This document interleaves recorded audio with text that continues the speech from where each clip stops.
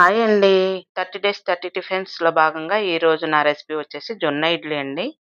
ఈ జొన్న ఇడ్లీ కోసమైతే నేను 1 కప్పు మినపగుండ్లని, 2 కప్పులు తెల్ల జొన్నలనైతే 8 అవర్స్ నానబెట్టేసాను. నానబెట్టేసి మినపగుండ్లనైతే మెత్తగా మిక్సీ పట్టుకోవాలండి. ఈ జొన్నలనైతే కొంచెం రవ్వ రవ్వగా వాటర్ వేసుకుంటూ మిక్సీ పట్టుకోవాలి.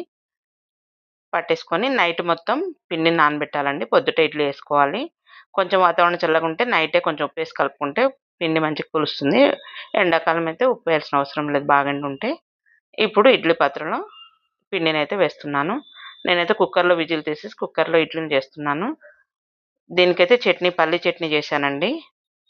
చాలా బావుంటాయి జొన్న ఇడ్లీలు. షుగర్ ఉన్న వాళ్ళకి, డైటింగ్ చేసే వాళ్ళకి జొన్న ఇడ్లీ చాలా బావుంటుందండి. కుక్కర్‌లో పెట్టేసి మూత పెట్టేసి ఒక 6 మినిట్స్ ఉంచాను. ఇడ్లీ రెడీ అయిపోయినాయి. చాలా స్మూత్‌గా చాలా బాగున్నాయండి ఇడ్లీ అయితే. మీరు కూడా ట్రై చేయండి. అంతే. ఈ వీడియో నచ్చితే లైక్ చేయండి, షేర్ చేయండి, కామెంట్ చేయండి, సబ్స్క్రైబ్ చేసుకోండి.